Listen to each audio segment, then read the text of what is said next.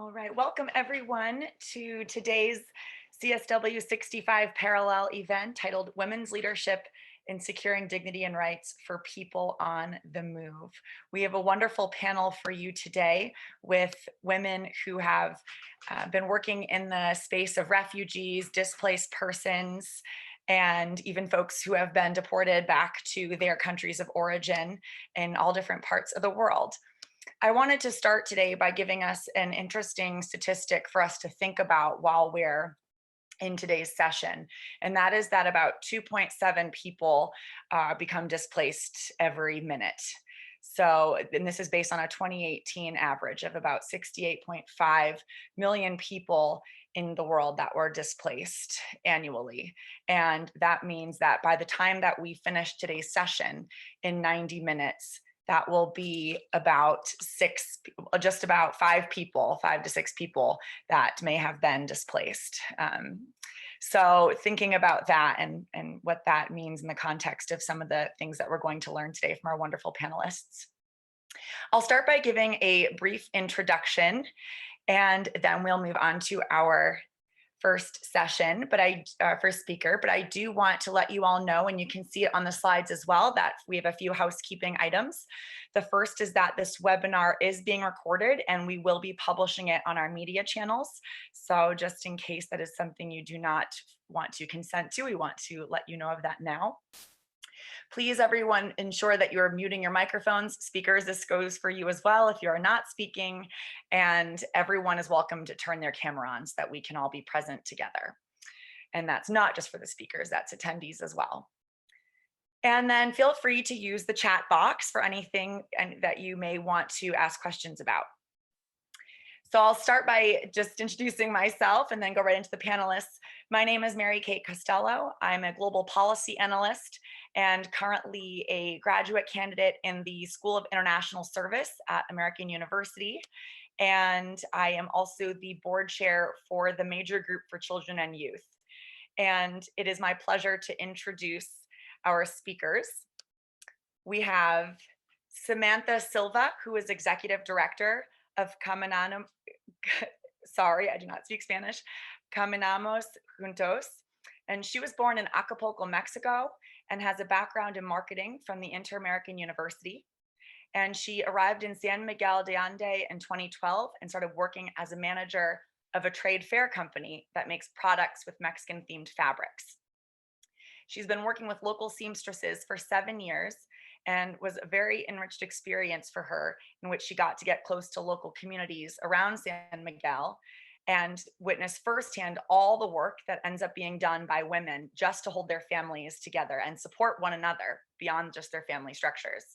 So she started volunteering with a group of women in partnership with community-based organizations in the area to promote the commonality of women's issues across cultures and to raise awareness of their challenges and celebrate their accomplishments and contributions. So 3 years ago, she got the opportunity to run Caminamos Juntos, and I apologize again if I'm butchering that name, which is an NGO in San Miguel de Allende that provides services for the integration and reintegration of Mexicans that are deported back to Mexico and their families from the United States. Our second speaker today is Dr. Isabella Alexander Nathani. She is founder and executive director of Small World Films. She is an award-winning writer, filmmaker, educator, and human rights activist. She's trained as a cultural anthropologist and is motivated by her belief that storytelling has the power to humanize very complex political issues and bring about the positive social change that we need for a sustainable world. Her latest book, Burning at Europe's Borders, and the related documentary film called The Burning, uncover the human sides of our global migrant and refugee crisis. Dr. Isabella's work has been featured on the BBC, CNN, NPR, PRI, and Al Jazeera. So you may already know about her and her reputation may precede her. And she is a regular contributor to Sapiens, where she writes a monthly column called Borders. Her speaking programs have brought her to stages all around the world, so we're grateful to have her here with us today. And this also includes the UN's General Assembly, so that occurs in September each year. and she has delivered keynote addresses to audiences of more than 10,000 people. She has held faculty positions in the Department of Anthropology and Film Studies at Emory University and the Department of Social Sciences at Morocco's National University.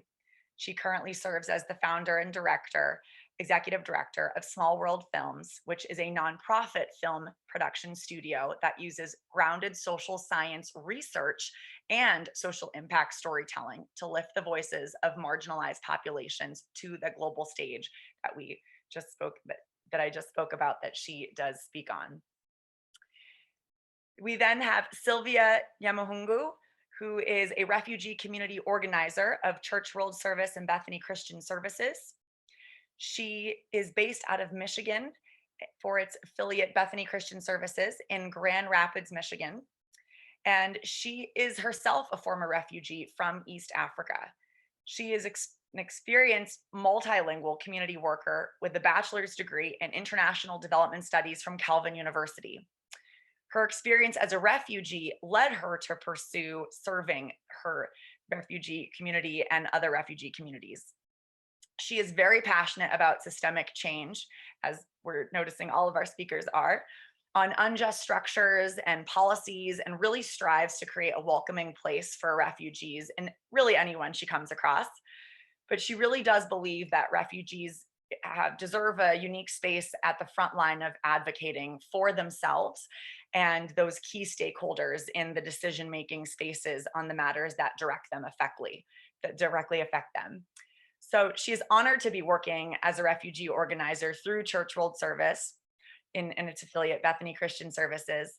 And she remains inspired to continue serving the refugee communities by other community leaders and empowering them, and other refugees who continue to show their resilience and never give up in the midst of it all.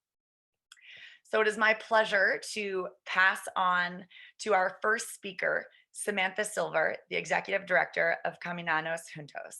Thank you, Mary-Kate, for the introduction. My name is Samantha, and I'm the director of Caminamos Juntos, a nonprofit in San Miguel de Allende that provides support to deported Mexicans and their families who are struggling with the impacts of deportation and do not have a strong local support network in Mexico. We do this by implementing different types of programming to assist in the integration and reintegration into the community of San Miguel de Allende. During these 10 minutes, I would like to focus specifically on the experiences of women whose husbands are deported to Mexico, because this is a population that is rarely represented in media outlets. I believe that recognizing and naming the work that women are doing in terms of leadership and in securing dignity and rights for people on the move is crucial, both to those who support migrants as well as migrant women themselves.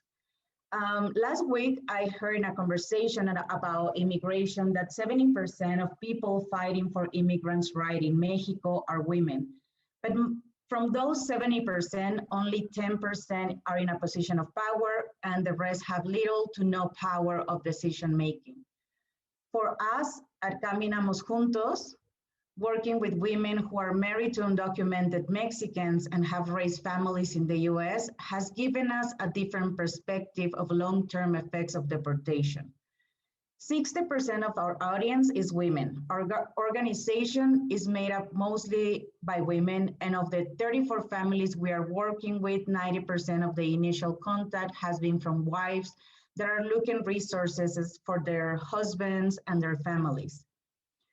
So think about connecting the dots in different facets of physical, psychological, social, and economic health. When we are our best, we are really addressing all of these needs. So listen for a second to this story. When Stephanie's husband was arrested, she was less than 3 weeks away from giving birth to her fourth child. Their worst fear had come true.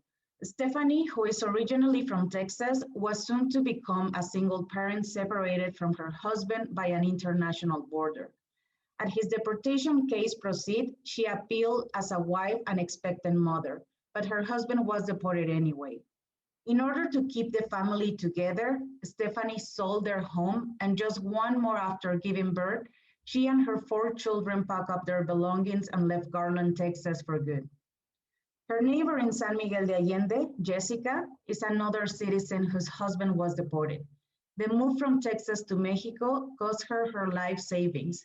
Now she is unsure if she'll be able to collect Social Security benefits when she's retired because she no longer lives in the United States. Their lives are a reflection of the complicated realities of border politics, of the so-called mixed status families. A mixed status family is a family whose members include people with different citizenships or immigration statuses. One example of a mixed status family is one in which the parents are undocumented and the children are US born citizens. The number of mixed status families looking for integration resources in Mexico is now growing. So, though they are citizens, Stephanie and Jessica and other US citizens married to undocumented foreigners have been denied access to basic fundamental rights granted to all other US citizens, including the right to marriage, the right to family life, due process, freedom of association, and equal protection under the law. US laws do not protect matters of marriage and family between US citizens and their non-citizen spouses. Over 1.5 million Americans are married to foreigners without Social Security numbers, and some 4.1 million American children live in a household where at least one of the parents is undocumented. So even before arriving to Mexico, these women experience financial, psychological, and emotional hardship. Those who choose to leave are uprooted, losing proximity to family and friends, access to their property, and professional opportunities that they train for in the United States. They face cultural and language barriers once they move abroad, and most importantly, they miss the intangible things, the smells, the sounds, and the incomparable feeling of home. These displaced US citizens are learning to make the best of their situation in Mexico and developing new careers to survive. Their future remains uncertain, and they don't know whether they will ever return to the United States. Due to the cost of financing a trip home on a Mexican salary, these de facto deported Americans are finding it difficult to return to the United States, even to visit. American children in Mexico, like Stephanie's and Jessica's, lose critical cultural and language ties necessary to live as adults in their home country, and their relationship with the United States fades as a result. So today, unfair policies affect millions of American family members of undocumented immigrants who cannot access citizen benefits. They find themselves torn apart by immigration policies that splinter their marriage, their families, and their ability to live in and remain in the United States. Once they arrive to Mexico, there are no clear resources for them and their families. The cost of obtaining legal documentation is really high. The government agencies have no idea how to assist them, and the businesses refuse to employ them. They become, in a sense, part of a group that is left out. At Caminamos Juntos, we work to make sure that every member of the family who has been affected by deportation is able to acclimate to their new lives and is given the tools that they need to thrive here. But we would not be able to do this without including people whose lives have been affected by deportation in our team. We believe it is essential to listen to their stories and their challenges. With their help, we have been able to create resources that are responding to their needs. In the world of migration, not two experiences are alike. So it is important to invite women who have experienced deportation firsthand to the table. This allows us to adapt to each family context. Who have taken control of their situation, who have fought for their rights to access resources for them and their families, and who eventually will be taking the lead on this conversation. So for me, it has been really gratifying to learn from these warriors and collaborate with them every day to create a work model that we genuinely believe that can be replicable in different parts of Mexico. So now I'm gonna ask Diana to share a video with you about Nicole. Nicole is the administrative assistant of Caminamos Juntos. I consider Nicole a friend, a role model, and an inspiration and a powerhouse. So please, Diana, whenever you're ready to share the video. This is my husband, Marcos Reyes.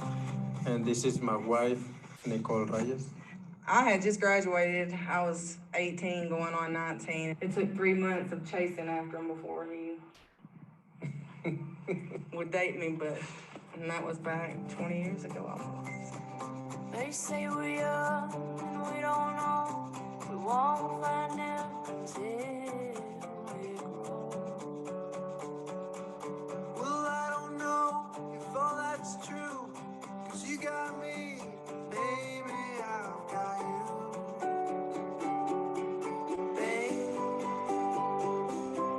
I got you, babe. I got you, babe. I got you, babe. Babe, I got you, babe. I got you, babe. I got you, babe. So I was born and raised in Manchester, Tennessee, and I had lived there my whole entire life. I had never even been out of Tennessee and had only been to the capital one time until we were told that he had to come back to Mexico. So we, not ever been out of Tennessee, we upped and moved to Mexico with him. So our house is right there. We moved here about like a year and a half ago. This is my room. My favorite color is orange. So this is my parents' room. This is where my dogs sleep. Also, if there's the bus, if you want to get the bus to go to the central, you just go over there and take the bus. People ask me, so why did you have kids with someone that you knew was undocumented? I loved him for him, and his immigration status didn't have a play in that. They gave me 3 months to get out to the United States. So in 2 months, about 2 months and a half, we come back to Mexico.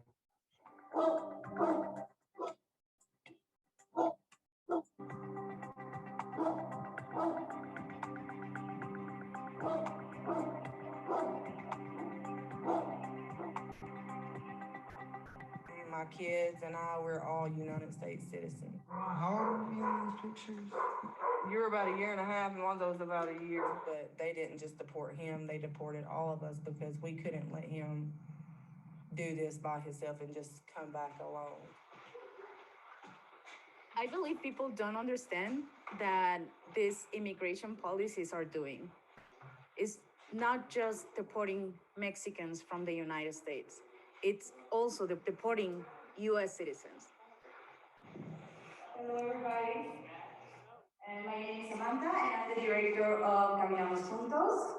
We are a nonprofit. There's different organizations working with deported in Mexico. We are the only ones working with the U.S. Kids and the U.S. wives. But we're going to work with Francisco. Vamos a trabajar en un flyer de gracias, ¿no? Una thank you note. Nicole and her family was the first family we met. They presented different challenges, how to work on legal issues with U.S. citizens, how to work on residency and employment and education and language because the kids didn't speak Spanish. Okay. Yeah. Is that phrase okay? I have a job, so it's been a little bit harder on him, I think, because he's always been the one that's provided.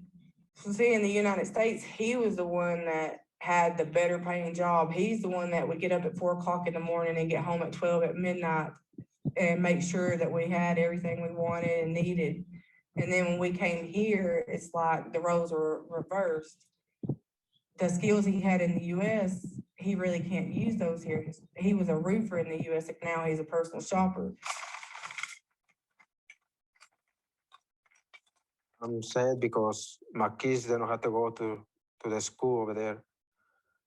So they had to stay here with us because I'm illegal and I have to stay here in Mexico. I don't know for how long. Pero it's the only thing I'm worried about them. It's been almost 2 years, and there's some days that I'm fine. But then some days I just get really depressed because like it hits me like this is for, forever. Like there's no, like I can go back, but I don't want to go back without him.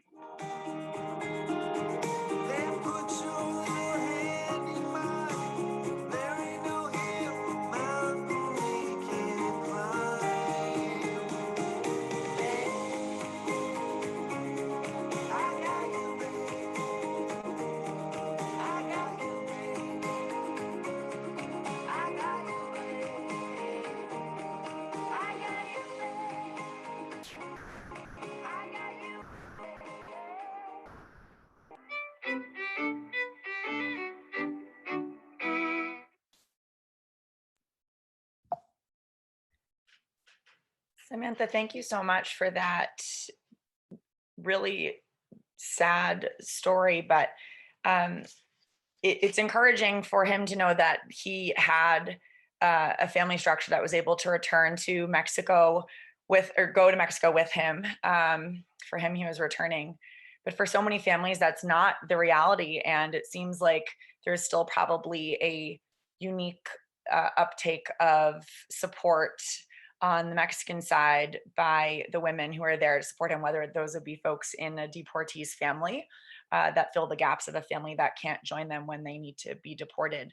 I know in the interest of time, we just have a couple more minutes, but what does it look like for those families who don't get to have the option of moving as an entire unit back to the one or both parents' country of origin being Mexico?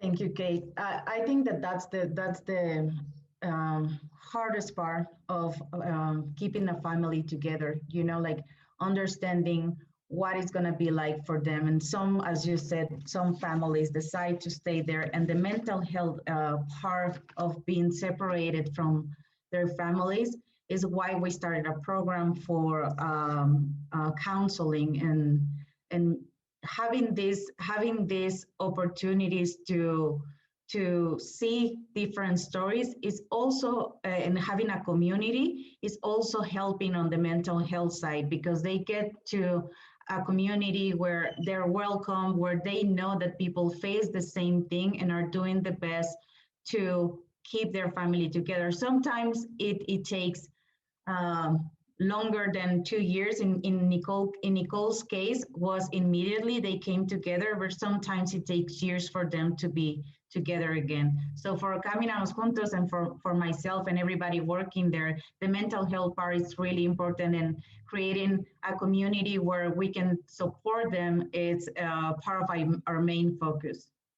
The work of Caminanos Juntos is incredible. Thank you so much for sharing this. I'm sure in the broader Q&A, we'll have plenty of questions from the audience and maybe as well from some of the co-speakers.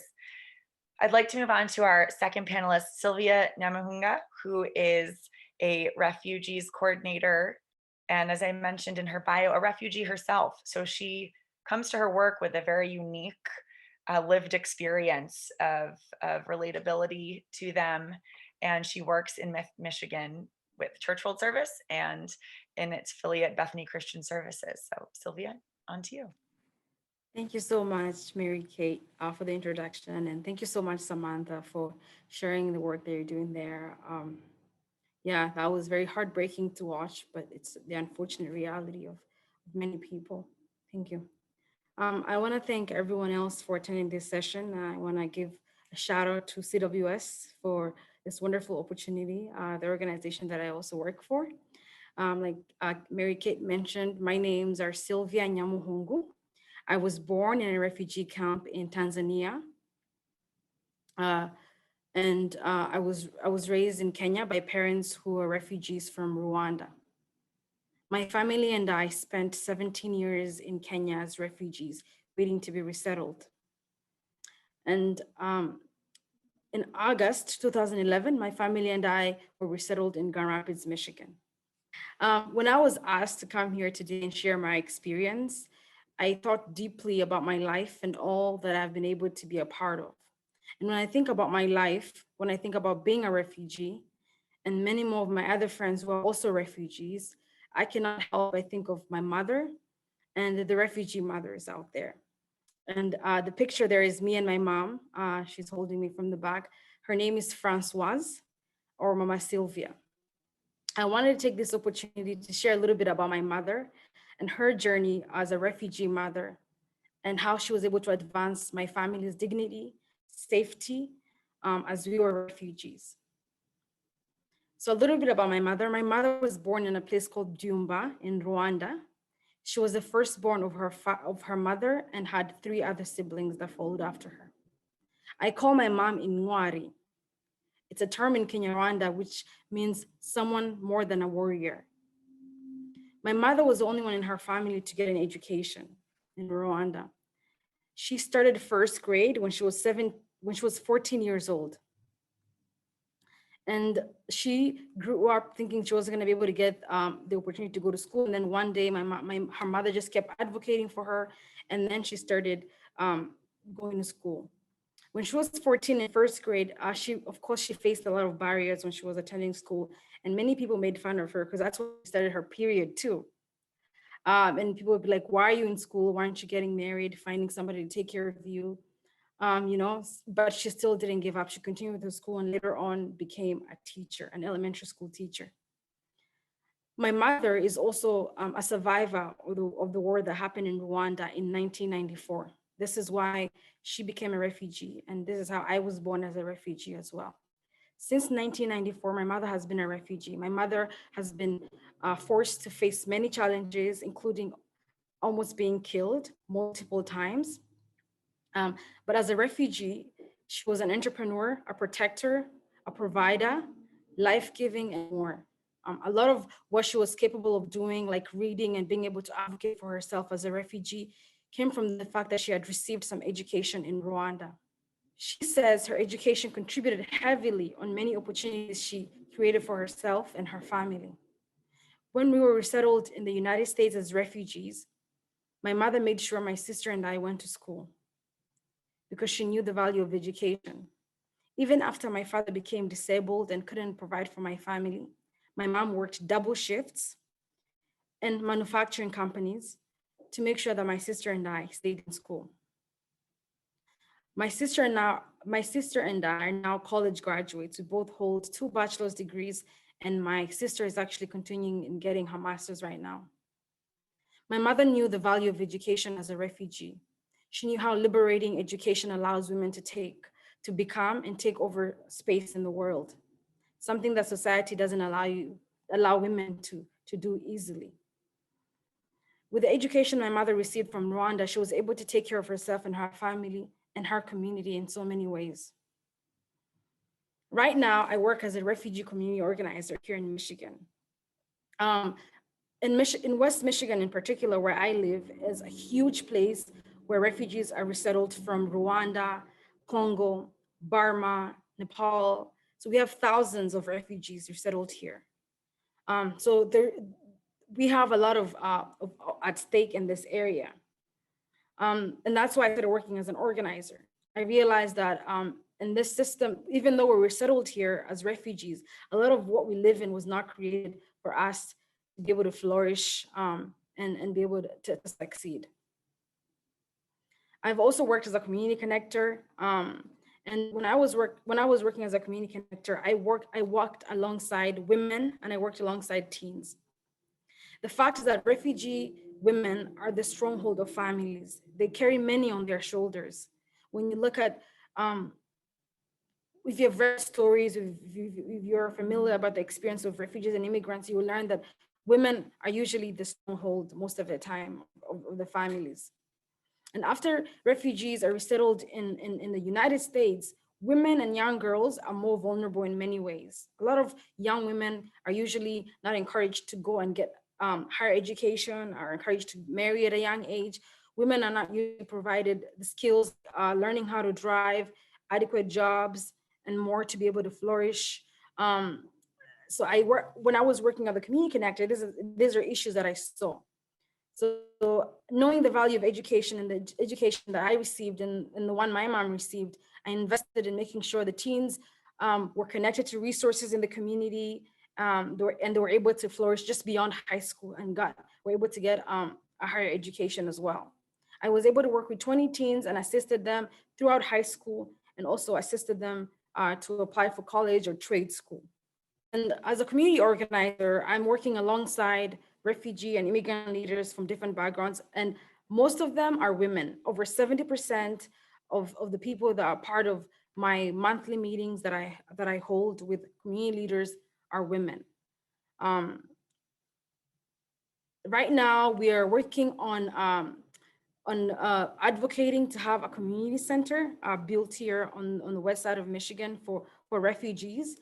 And a lot of the issues we'll be tackling actually are issues that women are facing, like learning how to drive and access to ESL services and childcare access so they can be able to go to work and invest in themselves and in so many ways.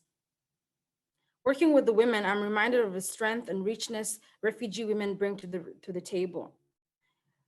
Refugee women, of course, have been advocates for themselves before they even were settled in the US. And after coming to the US, because of the language barrier and because of the way the system is structured here, sometimes it can hinder them to continue to be the advocates and the leader and the providers they've been naturally for a long time. One of our leaders right now, Shadia, is advocating for support to get funding to help women to be able to learn how to drive. I keep mentioning driving because in West Michigan, where we stay right now, it's really difficult to navigate around without being able to drive. We have public transportation, but it's not the best. And we've also realized that many women are not usually pushed and don't have the opportunities to be able to acquire that skill of driving. So the Shadia, who's a former refugee, is advocating for support in this area, and right now, like she's coming up with a plan, working with other women, and it's something that we're hoping will be executed soon. Find some funding and be able to train women, because we know that if you train one woman if you invest in one woman, it just doesn't only affect her, but it affects her family and it affects the community as well. That picture there is a picture of me and other immigrant and refugee women here in West Michigan, where we're able to successfully execute a vaccination day for the African immigrant and refugee population. Prior to that day, we had an Asian day, and we were able to have our Asian community come out and get vaccinated. We have another one, a Hispanic one, coming out too. So a lot of these movements you see happening on a local level here are led by women. And it's very, very, very powerful to see that. So many say refugee women are considered to be resilient, that they are strong, but I call it being a woman. I say it's being filled with so much love for others that giving up is not an option. I call it being human. I call it being a refugee. And I encourage you to look around, look at the women around you, and please thank them and support them in any way that you can. That's all I had today. Thank you so much, Sylvia. It also is so important that we're able to see these faces that you've put together, this important slideshow, because these people are not just numbers. You know, I mentioned in the beginning, we can even know the statistic of how many people become displaced, but when you can see their faces, and whether it was your mom who is part of your own personal story or the very women that you've been working with, it's so important for us to be able to humanize this issue. I have a question before we move on to our final panelist, and that is, you know, you mentioned that there are some actually things that frankly I never even thought of, just the need to gain a driver's license or knowing how to get into these ESL programs, whatever they need to thrive in their new environment. What would you say in your experience creates the most ideal enabling environment for these refugee women and girls and youth to be able to not only just share their needs and interests, because it's important that they share their interests too, so they can build the future they want, but also their needs and interests, and then being able to find an advocacy access points that they can take that and their experience and bring it in front of some policy decision makers. So hopefully be able to progress some of the policies around what the system for refugees looks like, at least in the experience here in the US. Yeah, thank you so much for your question, Mary Kate. I would say for a lot of refugees and immigrant women that have shared success stories are the ones who first initially when they get here are able to learn how to speak English and also attain a driver's license. Those are like two like basic things, but those things are very liberating for a new person, an immigrant coming to a new environment like the United States, where things are on schedule all the time. There's systems and structures to navigate. You need to be your own advocate. You need to be a parent-teachers conference. You need to be able to look for jobs that you can use your skills for. And all of that is difficult to do if you're not able to speak the language, and if you're not able to be able to transport yourself in different places. And it's difficult to do this because when you first move here as a refugee, most resettlement agencies help you for the first 3 months. After the first 3 months, the resettlement agencies let you go. You have came here and you didn't come with any wealth. You came from a refugee camp and you only are assisted for 3 months. So a lot of people like my mom and other women are usually pushed to just go to work right away so they can provide for their families. So CPS doesn't come and take away their kids, so their children can continue to go to school. Things like learning how to drive and learning English become secondary as providing for your family, having food and being able to pay for bills. So it becomes much more harder to be able to attain these things, even though they're like very, very things that people would consider pretty basic. That's excellent to think about. And I love your point as well that and this would probably, in my opinion, be something that that should go in front of policymakers, is that the current standard of 3 months of support is just not sufficient.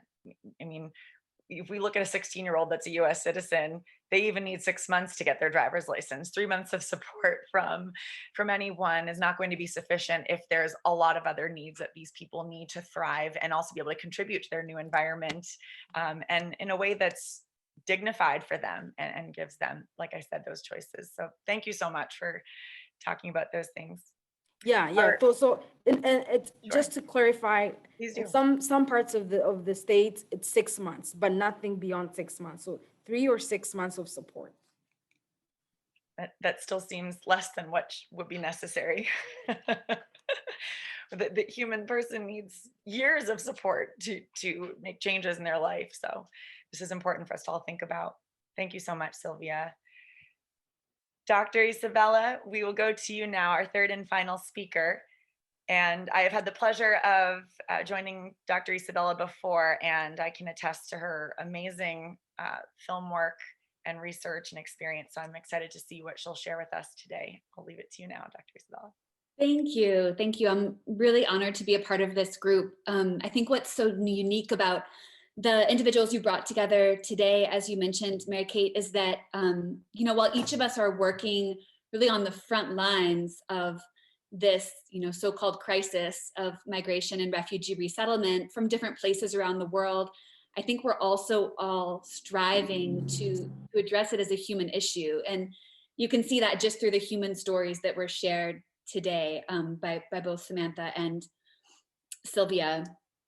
Even for me, it's easy to be overwhelmed by the numbers when I hear the statistics that you shared at the beginning of our talk about, 5 people being displaced just in the span of this panel that we're having today, or thinking about the fact that 1 in every 100 people in the world has been displaced from their home in the last year. I think it's so important for us to put names and faces and individual stories to those numbers, so we remember that this really isn't a political issue, even though it's become so highly politicized. This is a humanitarian issue, and these are humans, primarily women and children, who are most affected by it. As you mentioned in the intro, I am a cultural anthropologist. I specialize in international human rights. And so while Samantha's work is dealing with individuals whose journeys have returned them to a home that in most cases they never intended to return to, and Sylvia's work is centered at the end point of the journey for refugees who have been resettled here to the US. My work primarily deals with people who are in the middle point of that journey. So they've left their home country, they have not yet been deported to it, but they also haven't reached their intended destination. So they have not been formally resettled, and they have not reached a refugee camp. I'm dealing with those people who are in some cases in the most vulnerable space of their journey, because they're without a country to protect their human rights. I work primarily in North Africa, which is the most trafficked border region in our world today. So it's the place where almost all migrants and refugees from across the African continent who are attempting to make it to safer shores in Europe end up spending long periods of their journey, in Morocco, in Algeria, and in Libya. And a lot of my work is centered on uncovering the human rights abuses that are happening to individuals in these spaces. In a lot of ways, it's parallel to what we're seeing at the US-Mexico border, and that's maybe something we can discuss later in the Q&A. But I wanted to take a break, and I want to show you all a trailer from my soon-to-be released documentary film called The Burning. Just for a little bit of background, I spent 5 years working undercover to bring this film to life. I traveled with 3 incredible families who left their homes in the DRC, Mali, and Sierra Leone, and spent the course of 5 years attempting to reach safer shores. All possible endings ended up transpiring over the course of the 5 years. So we have individuals who have been returned to their starting points and are now trying to rebuild their lives at home in much the same way that Samantha discussed. We have some individuals who made it, have been formally resettled in European countries and are struggling to get driver's license and learn the language and find jobs, access education within the EU, much in the way that Sylvia discussed. And then a lot of individuals who are still trapped in North Africa, either in forest camps or formal detention centers there. So I'm going to let them speak to you in their own words and share a little bit of their experience with you, if it's possible to pull that up for us, Diana.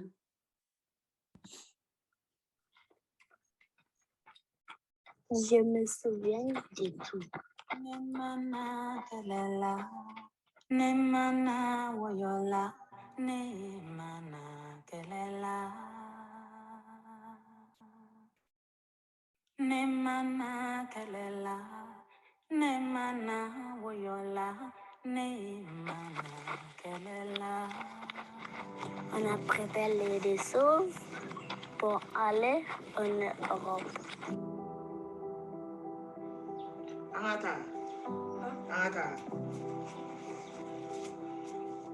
On a voyagé longtemps.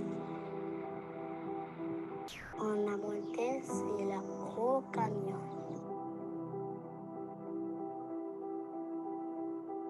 Parfois, on a caché à l'arrière des petits camions. Quand on est arrivé au Maroc, on a dormi dans les forêts. We stayed in the forest with the black people.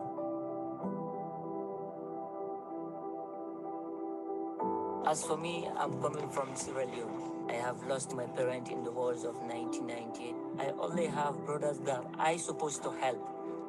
Tout ce qu'il fait au Maroc, il vient ici pour chercher les moyens à traverser, aller en Espagne. I imagine that I will be there one day.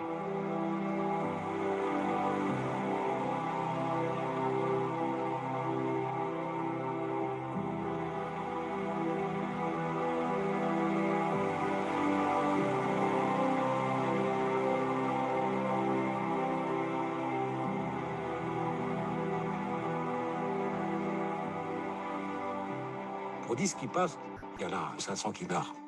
Et de l'escalade quand même.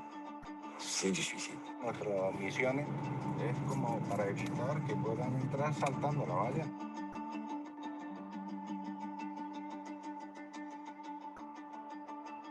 Hay formas de entrar, formas.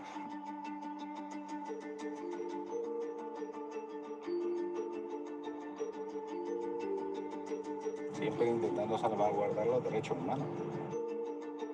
Bueno, no puede ser de otra forma. Toutes les organisations des droits de l'homme crient que c'est illégal. C'est illégal. Tout simplement. Qui va les écouter? We have to deal with both asylum refugees and migrants, but wanting to embellish the story to make it more sellable. That doesn't make sense, or that I don't believe, and that's a rejection. Hay otro tipo de inmigrante, que es, por ejemplo, el sirio, ¿no? Que es el que pasa la valla, hablando del inmigrante subsahariano, intenta un mundo mejor. Personne, il est mort, on lui jette quelque part en forêt. Personne ne sait.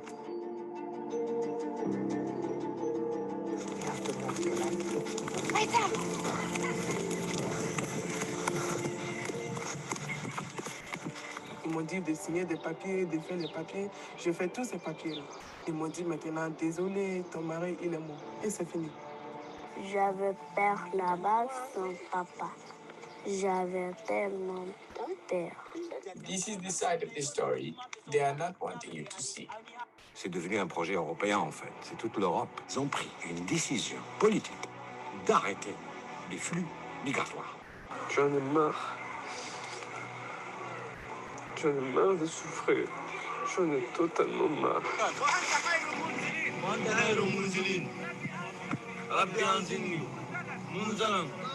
C'est des gens qui fuient la misère, qui veulent une vie meilleure. Chacun de nous, à un certain moment de la vie, a un rêve.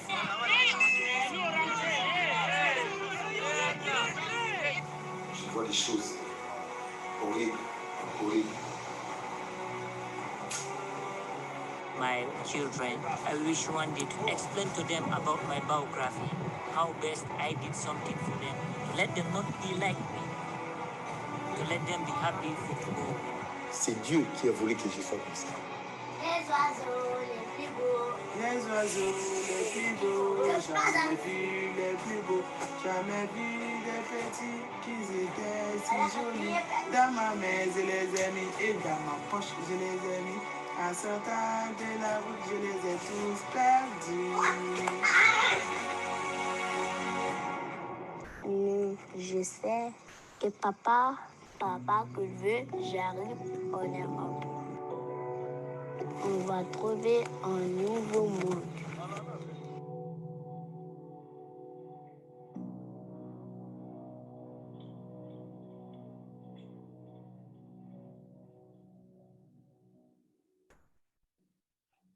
So I know that my presentation time is almost up, but if people in the audience are interested, one of the things I would love to discuss more is how these distinctions are made between who becomes a refugee and who is an undocumented immigrant, and especially how gender and age and race play heavily into those determinations.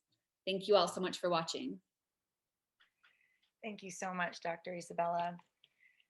It's extremely hard to see what desperation forces people to relocate, and then what even greater desperation they face in their journey, and for many of them just attempt to find peace and other opportunity. And in preparing for this panel, I recall an important point that you made, and that's we see so clearly across the globe that where there are refugee or migrant populations, there are clear high-income, low-income borders around the world. And I'm not saying there aren't middle-income countries along the way, but there are so many cases where it's a pretty staunch high-income, low-income border. Yet there's something pervading the ability for people to have what technically is a right to migration. That may not be how policies are written, but there is technically a global right to migration. Could you speak a little bit about the how we can better deploy the knowledge from projects like yours, the experiences that people face, whether it's in those middle points and how their detention centers or even resettlement cases look like, to get us to better inform policymakers to really update and make more humane policies for people that are facing these grave and dire circumstances to relocate. Yeah, I think it's no coincidence that these countries that are selected to act as borders, which I'll talk a little bit more about in a second, are often in places where foreign media is tightly controlled. So in the spaces that I work in across North Africa, foreign media is altogether banned. In Algeria, and the stories that you're allowed to tell or not tell are very tightly controlled in Libya and Morocco, which meant for me working, undercover for the entire period of filming, this was not something that any government would have given me clearance to film. And so, when the EU is entering into agreements with North Africa, there's certainly an awareness of the fact that there are not cameras on the ground there. And That's why I think it's so important that, you know, we expose what's actually happening so that people know what these forest camps look like. They know what these detention centers look like, and they know what the tens of thousands of individuals who are in them right now are going through. Around the world right now, we're seeing a real trend in what we call border externalization. So the idea that rather than the EU enforcing and enacting border control in their own countries, they're choosing instead to push a lot of that control back to countries south of their border, in this case to North Africa, where they're allowed to get away with human rights abuse that simply wouldn't stand were it happening in Spain or in Greece or in Italy. It's exactly the same thing that we're seeing happen here in the US. I'm sure Samantha can talk about it, you know, in the context of her work, but you know, the US pushing back border controls to Mexico, saying, you know what, Mexico, we're going to give you greater responsibility to handle our asylum claims, means that, of course, the same thing can happen, that there's less control over the human rights of individuals who are there awaiting, you know, their asylum cases. Wow. I'll ask just one more question, and then I want to turn to the audience because I'm sure there are lots of questions that'll come up from folks that work in this space or want to and just need to be more educated about it. What about how so you touched on it a little bit when you were mentioning the need to really build up awareness so we can essentially hold these governments to accountability and the different actors. How can we better, and even in your experience doing this project, you know, expand the opportunities for partnership so that the work to help safely get displaced or persons wishing or needing to relocate from that beginning point through their middle stages and into their end goal? How can we better expand the opportunities for partnership that includes, you know, faith-based persons, that includes both local and national government actors or departments, and then of course the affected persons as those critical partners, not just the beneficiaries of things, being actual critical actors in these partnerships to, like I said, make it a peace and safe transition. Yeah, it's such a great question, you know, and there are so many well-intentioned actors on the ground in these spaces, as you mentioned, you know, a whole host of different organizations, faith-based, you know, offshoots of the UN, of IOM, and then organizations like Doctors Without Borders and, you know, the Red Cross that are also doing really important and significant work in a lot of these crisis regions.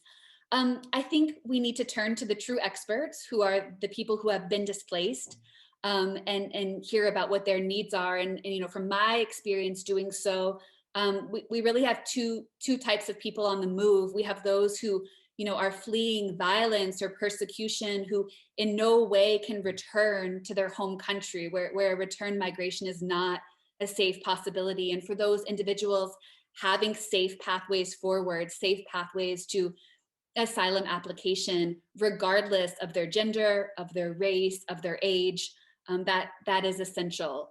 There are also large numbers of people on the move who are fleeing, you know, extreme income inequality, who are fleeing extreme poverty, who cannot afford to stay home because they can't feed their children, because they can't access education, because they can't access basic healthcare. And, you know, for those individuals, thinking about the enormous amount of resources that are put into ineffective border controls, because we have yet to design anywhere in the world a border that effectively holds people back. And yet we spend billions and billions every year on border controls. Thinking about how to reinvest that money into communities so that those individuals who are displaced due to extreme poverty could have safe and sustainable pathways forward at home is a really effective measure. It's something that the UN's IOM, the International Organization for Migration, is just beginning to explore, I think, in ways that are really promising. Thank you so much for sharing that. And that's helpful to know. I want to turn now to our audience. You are welcome to submit questions through the chat. I know some folks have already contributed some really great comments, including some important websites that will be useful for all of us to visit, including, you know, CEDAW for certain countries. We have YouTube things being shared as well. So please, if you have a question, do put it in the chat. And I wonder, you may also have a raise your hand option. So if you don't want to put it in the chat, you are welcome to raise your hand if you go to the participant list to your name, and you can choose the option of raising a hand, and I can quote unquote allow you to talk as the host. I think, Sylvia, early on, someone had asked you a question when you were speaking about African and Asian days at your organization, and if you all have used that as an opportunity to integrate and to share cultures between refugees who were resettled from different places. Yeah, the group of leaders that I have managed to bring together here on the west side of Michigan is actually made up of refugee leaders from the Asian continent and the African continent, because most of the refugees that are resettled here are from Nepal, Burma, Rwanda, Congo, and Sudan. So we have representatives from those group, and those specific vaccination days actually came from, were organized by leaders from those areas. And then we partnered with like local health departments to have specific days for the different groups. But yeah, so we are very well connected with other immigrants from different parts of the world here on the west side of Michigan, and we work together on different things. And you know, it's heartbreaking after watching the documentary. Dr. Isabella, thank you so much for making that. Because a lot of us as refugees, we have my parent. I heard the quote from a dad saying that I hope my son has it better. Like I hope that he's more happier and his life is way better. And that almost made me tear up because I know what my parents as refugees and many refugees go through to continue to be hopeful and continue to fight for the chance to be resettled. And when you get to most of the countries like here in Michigan, you realize that, you know, there are other challenges too that you have to deal with here, and that's why it's important for us as refugees and immigrants in the countries that we're resettled in and migrating in to be more organized and be more engaged civically and bring awareness on the issues that are affecting us on our local level here, as well as partnering with other refugees and immigrants outside in refugee resettlement places. So this is an exciting time here in Michigan. It's like the first time that refugees are coming together and being more engaged and advocating for themselves. And we're being invited to tables where we usually are not invited to. So like the resettlement agencies or the state's office that's in charge of resettlement. And we get to share our concerns and be able to help shape some of the decisions that are being made with resettlement, but also what the public schools look like, what the health department here looks like to cater to some of our needs and our concerns. Thank you so much, Sylvia. There was another question posed earlier in the session. This may also be most relevant to Sylvia, but I welcome anyone who knows of any of these resources. We touched on the need for folks to learn the language of their ideal destination. Are there any that you know of,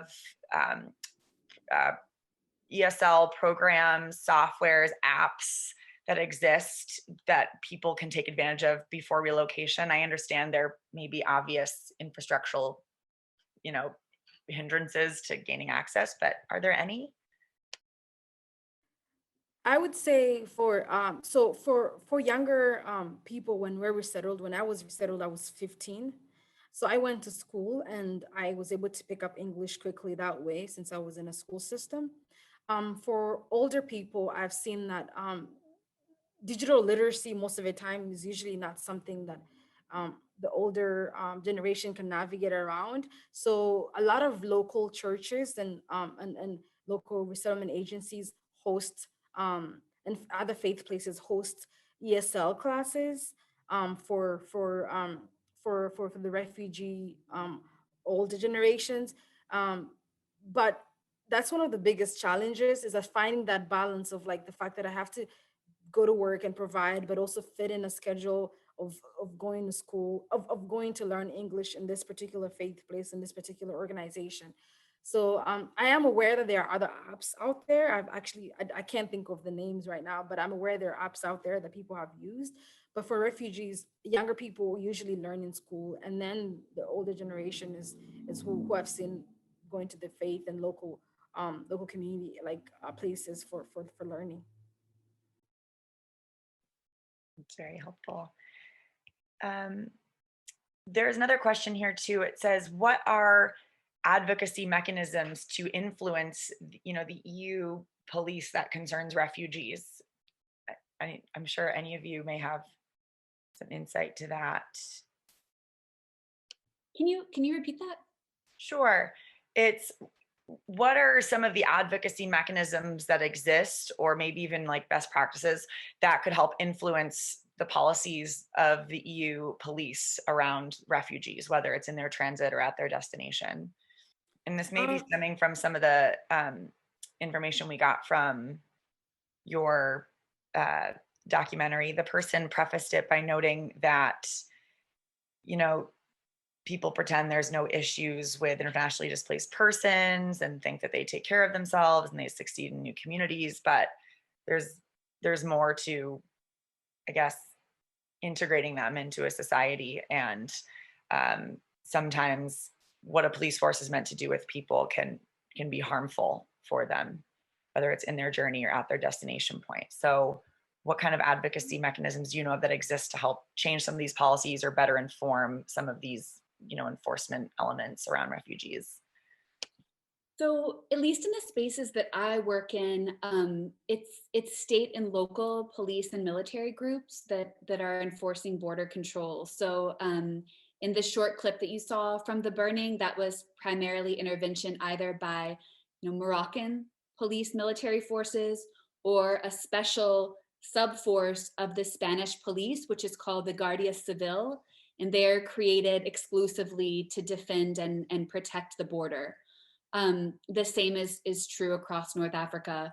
So I don't know if the question is referencing like EU, peacekeeping groups, which you also come into contact with a lot along these migratory routes, but which in my experience are not present at the border spaces at all. That enforcement is left to local agents. In the same spaces where you have aggressive military police control of borders, you also always have citizens and non-citizen groups that are rising up to defend human rights. So that's certainly true in Morocco, it's true in Spain, it's across North Africa. I know it's the case at the US-Mexico border as well. So a lot of that work is being done, a lot of that advocacy work is being done on the individual or at the community level. Migrants, coming together, refugees coming together with allies in the community. And so I think we all have a role to play in that, especially those of us who carry privilege with us into these border spaces, whether that be through our skin color or through our citizenship status, our ability to navigate these border spaces more freely. But if you're interested in knowing about specific groups that are working in specific spaces, I'm happy to talk more about that. The person with that question, feel free to email me. Thank you so much. Are there additional questions from the audience? We have a great plethora of people. We have about 50 people here, which is wonderful. I'm sure folks have questions or are thinking about things they want to contribute to the conversation. One person just mentioned that they are in Kuwait. So welcome in from Kuwait. Thanks for joining at this hour as well in your time zone. And they're organizing especially migrant workers in their countries of destinations so that they can be sure to help prevent these vulnerabilities they have around abuses and human trafficking. Thank you for sharing that.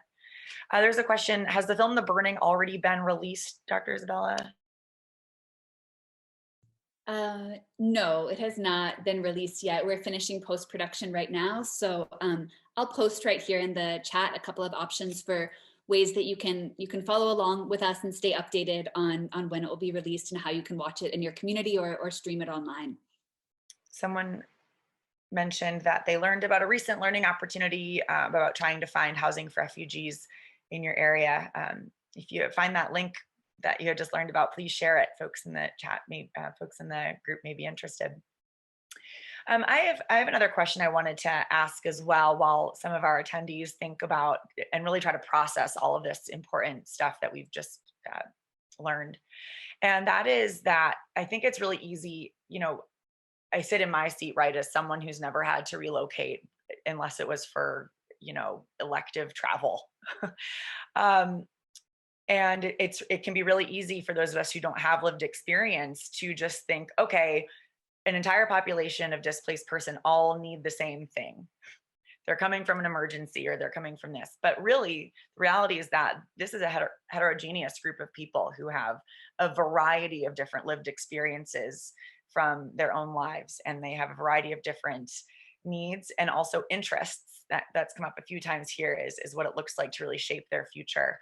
And, we know CSW focus a lot on women and girls, but what in any of your experience has the case been around people of all genders beyond the binary and letting them come into a space of some comfort or helping build an enabling environment for them to handle whether it's their end goal or during their journey? What does it look like for people of other genders beyond the binary that may be refugees and giving them that safe space and the opportunity they need, whether, like I said, during the journey or at their end goal place? I'll jump in and say just, in the spaces that I work, I know that the UNHCR has made a lot of headway recently in recognizing that persecution for gender identity or sexual orientation is increasingly a reason why people, particularly in certain world regions, places in West Africa, places in the Middle East, many others are having to flee home, and that's a group that needs to be targeted and safeguarded in different ways. And there needs to be a concern for the country of resettlement being safe, not only from an ongoing war, but also being safe in particular for people who might have a gender identity that is non-binary or might be of a different sexual orientation. So for instance, Jordan and Lebanon are some of the major resettlement countries that we have in the world right now. They're doing incredible work to lift the burden of refugees who need safe places to call home. But whether or not those are necessarily safe places for people with a particular identity is up for debate. So I think it's an important thing to be aware of when we're thinking more broadly about persecution, and that it's not just women who are being persecuted. It's not just people of a particular religious identity, but that many other people might be falling into that category. And also, when you mentioned thinking about this, category of refugees and displaced persons as a diverse category, I think that's so important for us to do. And I think that's what the power of these individual stories does, is it reminds us that these are individuals and they all have different reasons for leaving home and different, hopes and dreams for what their life will be like when they're able to find a safe place to call home again. But I was reminded when Sylvia, when you were speaking about your dad, and you heard that line and it just resonated with you, this idea of him saying, I wanted to go so that my children could know a better world someday. And I always tell people that behind every migration is a love story. And I've yet to be proven wrong about that. It is such a difficult thing to do, to leave your home, to leave your family, to leave everything for this brutal journey, not knowing whether you'll ever make it where you intended to be. And I don't know any human who can sustain all of that suffering unless they're doing it for someone else. And there's always someone else. Often it is your children, it's your partner, it's your parents, it's someone. And so that to me is the one thing that unifies this incredibly diverse group of individuals who have been displaced is the fact that they're taking that step because they want a better life for someone who they love. Okay, well, now that I'm welling up with tears, and I believe others probably are as well. I wanted to go back to our first speaker too, Samantha. So I'm based in the US. I am a US citizen. I'm aware of what some of the particular and in my opinion, justful grievances are of those refugees or even immigrants, whether they're documented or otherwise, come across the border and get deported. Could you share for not just US citizens like myself, but also folks maybe in other parts of the world that have relevant refugee cases. What can you debunk a couple of myths or rumors, so to speak, about these hardworking people, like Dr. Isabella said, that have this immigration love story? Can you please debunk a couple of these myths and falsehoods about these refugees, please? And I actually have one that I want to jump in with that's in line with your question. I think a lot of people have the impression that if you marry a US citizen, then just automatically the next day you have US citizenship, which protects you from deportation. So maybe that's something you could speak to also, because both of the stories you shared with us obviously proved that that's not the case. Yeah, thank you. And I want to go back a little bit to a comment that Dr. Isabella did at the beginning about looking at the stories and looking at the humans and not, not the numbers. And I think it's important to know that when we're working with immigration, and I think all of you know, every case is different. There is no way for us to create a path that will work for everybody, because every situation is different. Every story, every love story, every family story is different. One of the things that people assume is that, well, what is that if you marry a US citizen, that you immediately have that. That is not true, because when you have an illegal entry, no matter what happened after you have the illegal entry, that it's always gonna be after you.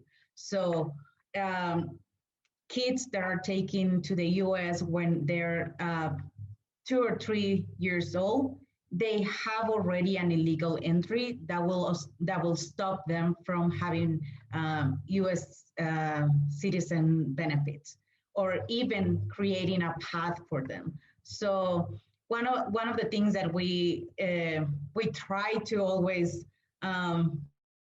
that Mexico has, the first thing that Mexico has as resource is the money that people are sending to Mexico from the US. So just in terms of like putting a global picture, people are working in the US.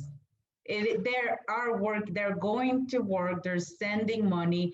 Otherwise, it wouldn't be our first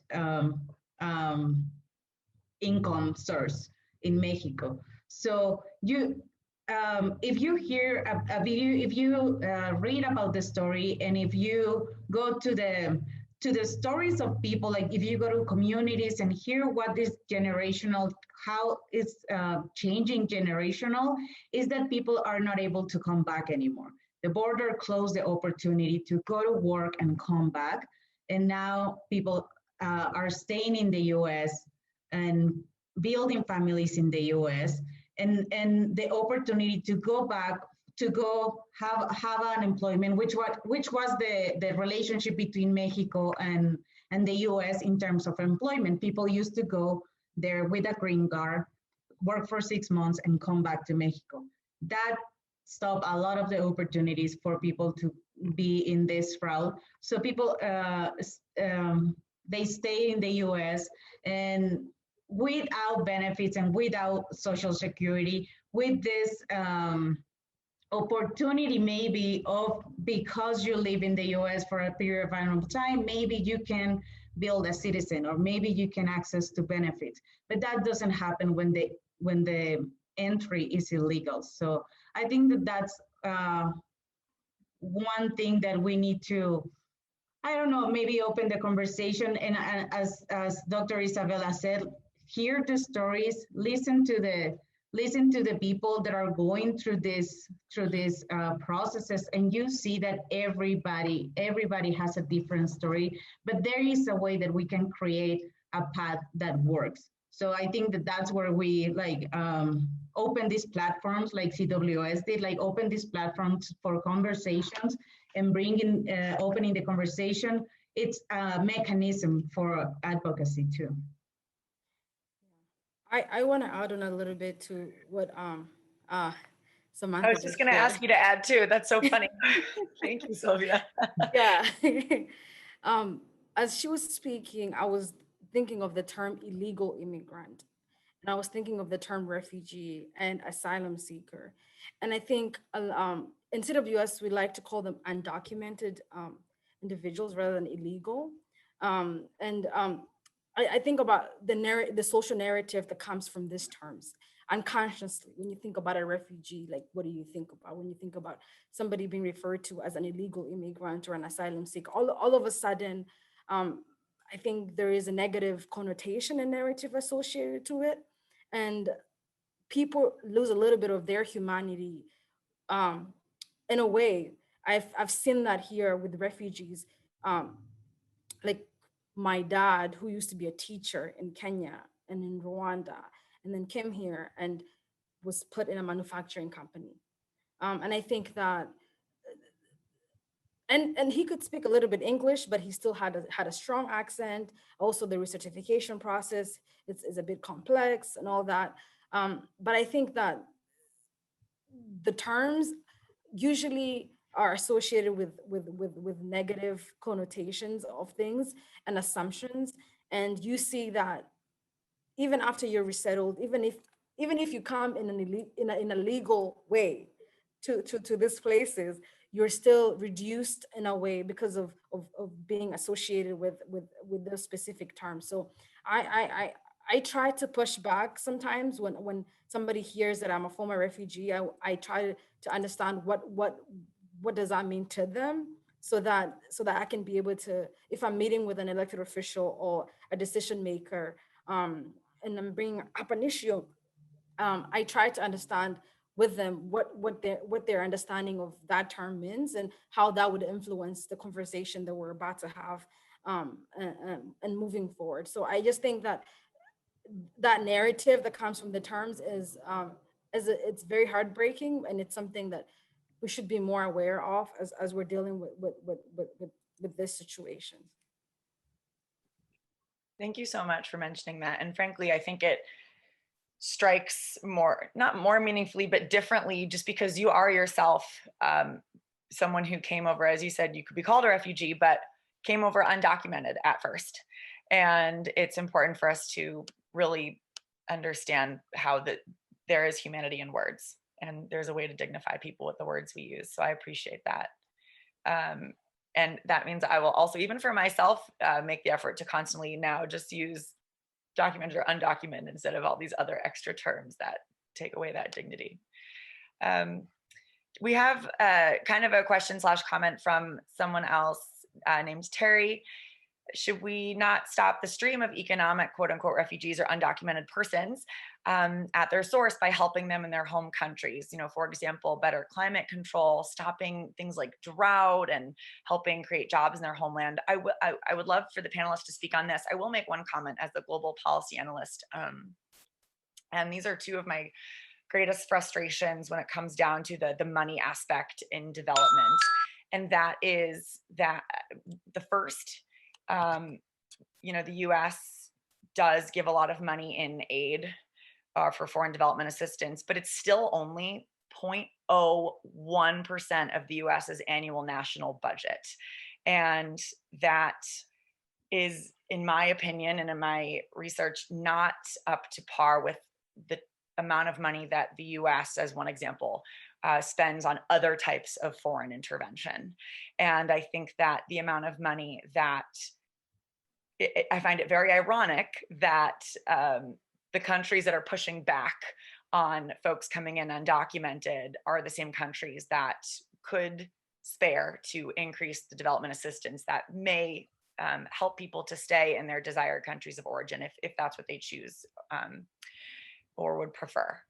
The second comment I wanted to make about that is we see a trend that in developing contexts or in low-income countries, the average amount of a low-income country's annual national budget that is spent at the local level each year is only about 2 to 4, maybe 5% of their annual budget.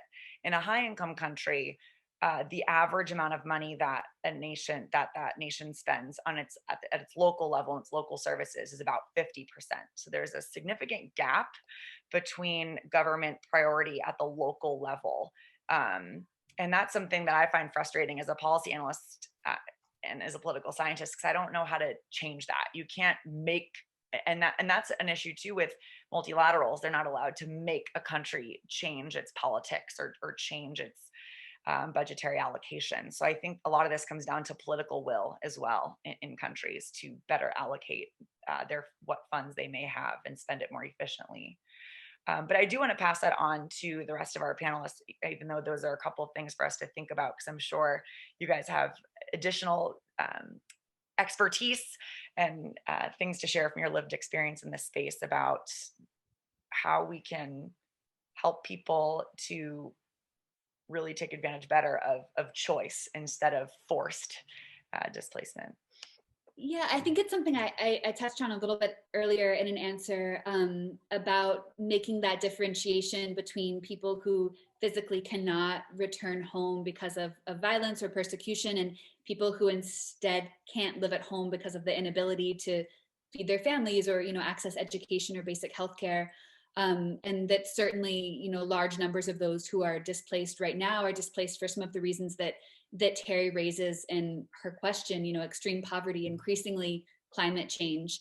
And that is something that I think the international organizations that are spending so much money on border control could think wisely about how to reinvest some of those resources in making safe and sustainable futures for displaced people at home. It's something that's a real challenge on the individual level. So, for instance, Kia, who's the incredible woman who you see in my film, she started her migration journey with her husband and her 2 children, and her husband was killed by police in Morocco, so it ended up being her alone with her 2 young children. And she speaks about how much anger and resentment there was in the receiving community, this idea that she had fled home simply because of poverty, right? And she says to people, well, if I lose my child because he starves to death, or you lose my child, in war, it's not any different to me. I'm not going to stay in a place where I risk losing my child. And the poverty is so acute in my community that we literally cannot feed our children, right? She also speaks to the fact that she as an individual has very little power to do anything about that, right? So her ability to stay home and pull herself up by the bootstraps and work to improve her community and, create more opportunities and resources for women, she's really crippled by the poverty where she is. And only after, accessing basic resources would it be feasible for her to return home and to do, community development work, which happens to be exactly what she's doing right now back in Mali. But yes, I think this is a really critical issue, and I think it's one that needs to be addressed on a higher level so that the individuals can then take an active role in creating opportunity for themselves and their communities, their families back home. Most migrants would prefer to be home. People don't want to leave home. They don't want to leave their families. If given the opportunity to stay home and have a safe and sustainable future, most people would take that opportunity. So yes, such a good question. Thank you for raising that. Samantha and Sylvia, do you have any comments on that as well from your personal experience or from your work expertise and experience as well? Yeah, I would agree with Dr. Isabel, and nobody wants to leave their home. Nobody wants to be in a country, in a place where they're minority, they have to learn a new language, new food, new culture, all of that. Nobody wants to leave everything they ever knew behind and come to a whole different part of the world and start from zero at the age of 50, and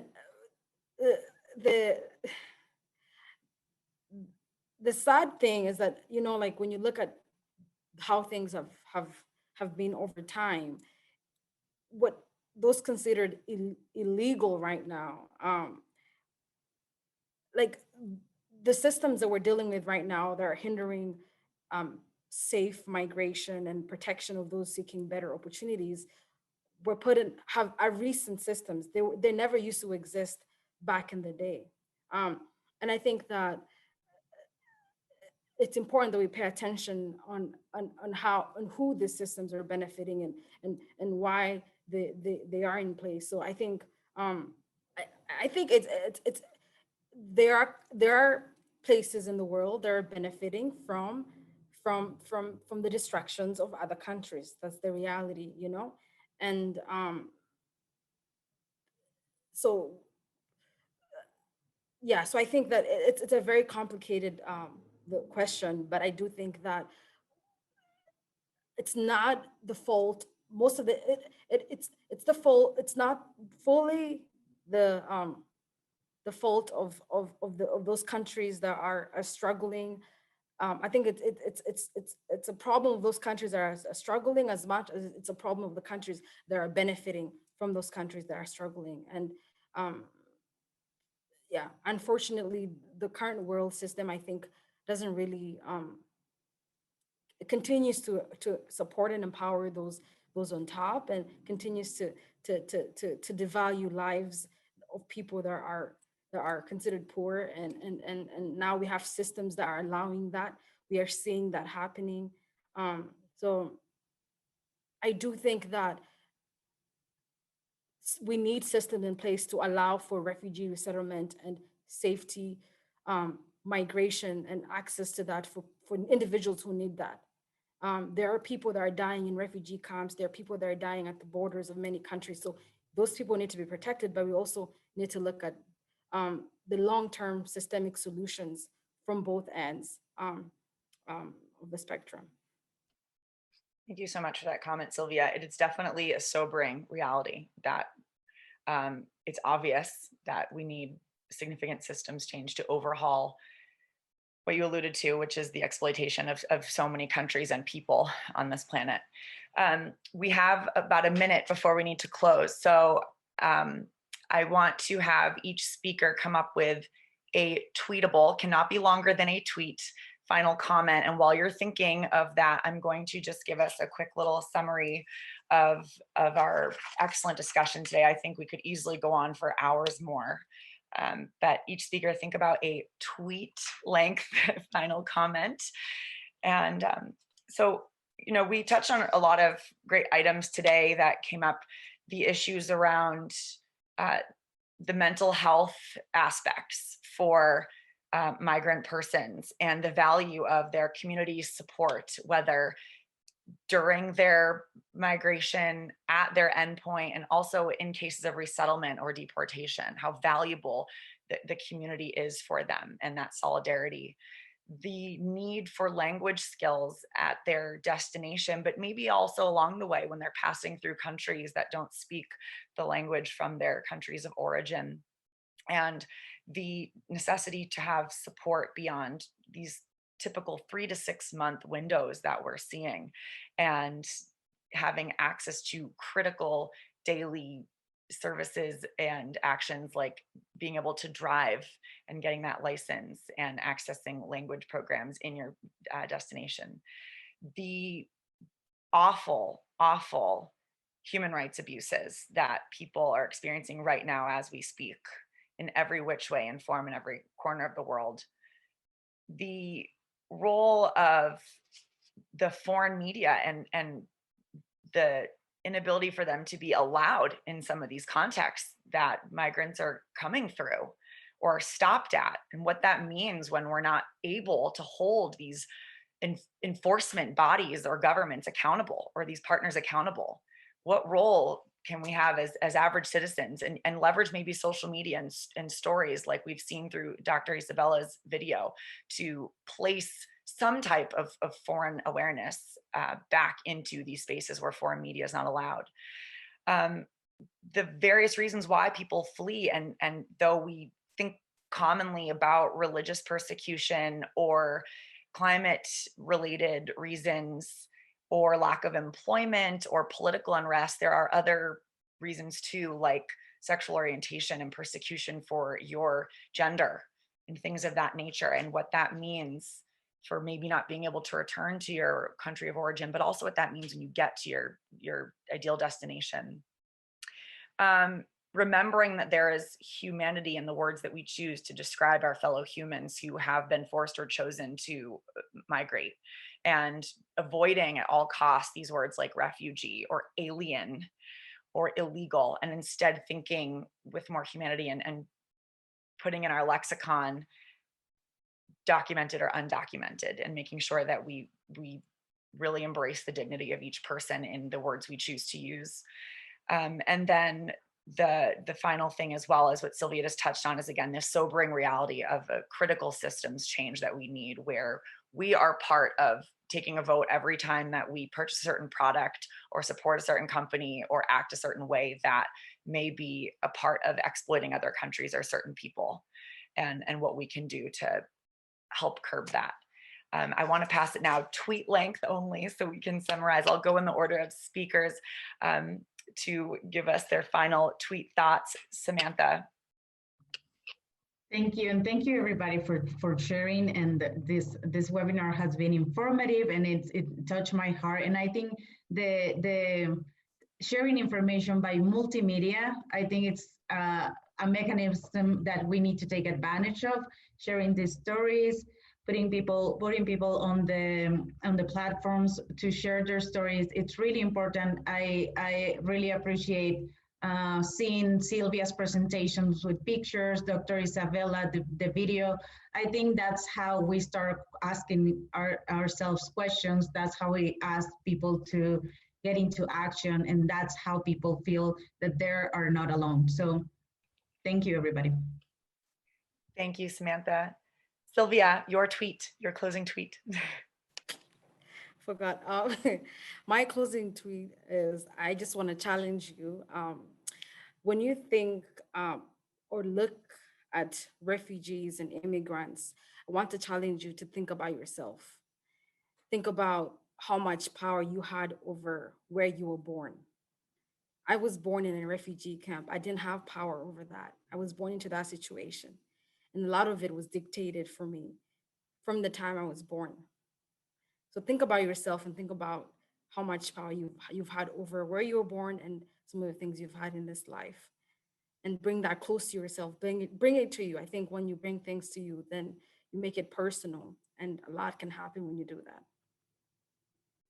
Thank you, Sylvia. And Dr. Isabella. So I'll share it over here in the chat too. It's no one leaves home unless home is the mouth of a shark, which is a line from my favorite poem called Home, written by Warsan Shire, who was the UK Poet Laureate and also a refugee herself. I hope that line pushes people to Google that poem and read it in full, because it's really powerful.